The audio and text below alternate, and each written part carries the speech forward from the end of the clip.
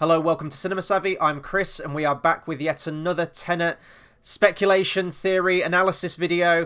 We did actually talk about this particular one, as you can see from the title, the Sator Square, in our 2-hour-long spoiler review. But in case you haven't got time to go and watch that, I've decided to take the theory from that video and provide it with its own video right here. Much shorter video, so you guys can check it out at your leisure. Once again, like the spoiler review, this video right here will be filled completely with Tenet spoilers. So if you haven't yet seen the film Tenet, or it isn't released in your country, go and check out our spoiler-free review, which you can find on our channel. I'll provide a link to that in the description down below, along with our spoiler review. But yes, there will be spoilers. We're diving deep into this thing, so that is your warning. So, what is the Sator Square? That's a question that I was asking myself also a couple of weeks ago when I first discovered this theory from a good little bit of deep diving on Wikipedia, and that's exactly what we're going to do now. So, the definition, according to Wikipedia, the Sator Square, or sometimes referred to as the Rotas Square, is a word square containing a 5-word Latin palindrome. It is a 5x5 square made up of 5 5-letter words, thus consisting of 25 letters in total. In particular, this is a square 2-dimensional palindrome and admits 4 symmetries. Its symmetry group is the Klein-4 group rather than the diagonal group of 8, since adjacent sides of the square are not the same identity. 2 diagonal reflections and Okay, that might be information overload, but essentially the Sator Square is a word square consisting of 5 Latin words that you can read one way and the opposite way as well, in all many different lines of symmetry and different combinations, as you can see from the square, and you can work out for yourselves. Those 5 words being Sator, Arepo, Tenet, Opera, and Rotas, or Rotas. I'm not really sure how to pronounce that, but we're going to go with Rotas anyway. So we're going to work through the words top to bottom. So we'll start with our first word, Sator, which is of course relating to Kenneth Branagh's character in the film, Andre Sator. He is the main villain of the film.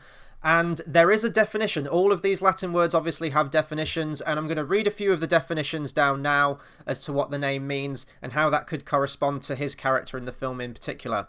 So the word Sator translates out to sower, planter, founder, progenitor, usually divine, originator, and literally seeder. Now, usually divine, he does have a god complex in the film, so that's where the divine influence could come from there.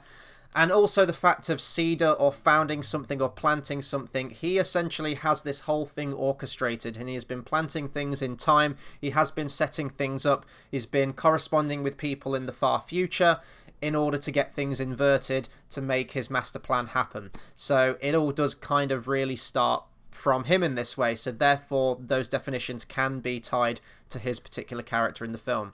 Then we move down the list and look at the word Arepo. Now, in the film, Arepo was the man who Kat potentially had an affair with, who helped secure the Goya painting for her, who then we later, through a line of dialogue from Kat, learned that Sator found out about, and Arepo is not in a very good state by the sounds of it. He can't talk and he can't walk, and he's basically been left a vegetable after Sator found out that Kat was potentially having relations with this guy.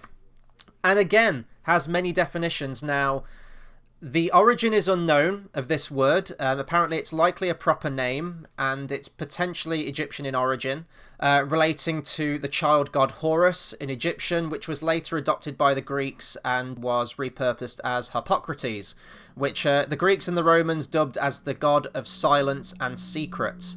Now, silence and secrets are 2 very big things that do pertain to Arepo's character with his ties with Kat. Silence in that he is no longer able to speak due to whatever the hell that Sator's character did to him.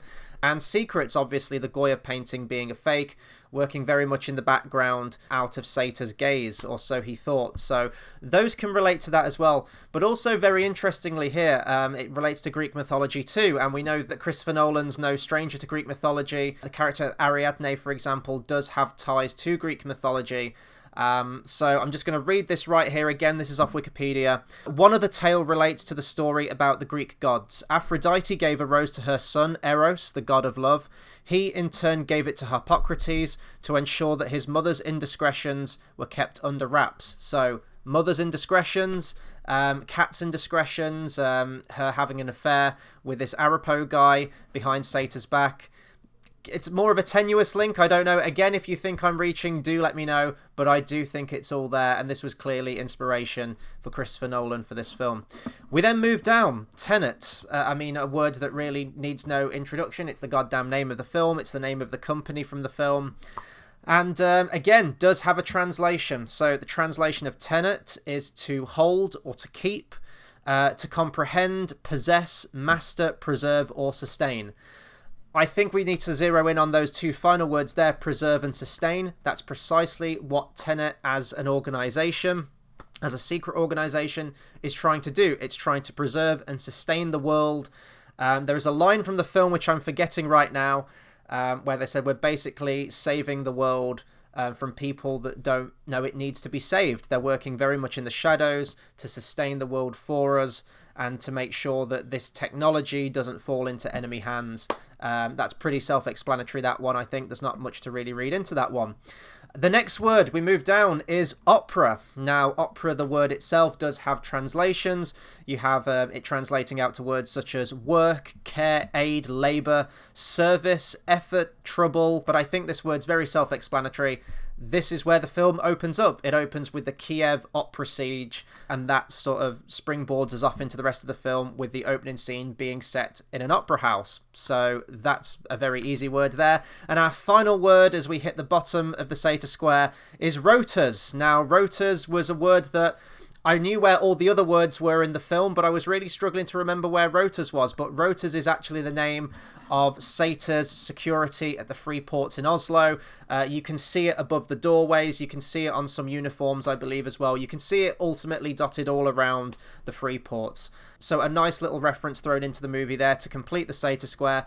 And rotas translates out to, as you might imagine, to rotate, to turn. It corresponds to wheels or to cause to rotate. And that's really what the turnstiles do themselves. The time-travelling portals that they go through in the film that takes them into the inverted world, these do cause to rotate. They are very much wheel-like in how they move. And also, I guess, if you wanted to really read into it, rotas and the whole notion of a wheel, you could talk about time loops and the circle of time and how everything, it's almost like the circle of life, it just keeps on going in an infinite loop. And the final piece of information, another nice little reference in there, which will sort of bring this video to a close, is that the oldest debatable representation of the Sator Square was found in the ruins of Pompeii. And Pompeii is a key location in this film. We learn that Sator's son Max has gone ashore to go and check out the ruins of Pompeii. So another nice little reference in there, all sort of revolving around the Sator Square. And that's where I'm going to end my video. I don't want this video to be ridiculously long. So if you do want to know more information about the Sator Square, it's all out there on the internet. Go check out Wikipedia, check out any other articles you can. It is a very interesting read and learning about the history of it. So that'll do it for my video on the Sator Square relating to Tenet. If you can't get enough of Tenet at the moment, we do have plenty of videos on the channel. We have our spoiler-free review, we have our spoiler-filled review, and we also have another theory video you can go and check out relating to Ludwig Göransson's soundtrack and some little hidden Easter eggs in there that you might be able to catch relating to theories from the film. So please go and check that out. All of those are in the link in the description down below. So I hope you enjoyed the video. If you did, please like, share, comment, subscribe. Let me know any more of your theories. Let me know if you have any other readings or any other interpretations of these words in the Sator Square. And I'll see you guys in the next video. Take care. Well, I've seen too much. Well, we'll try and keep up.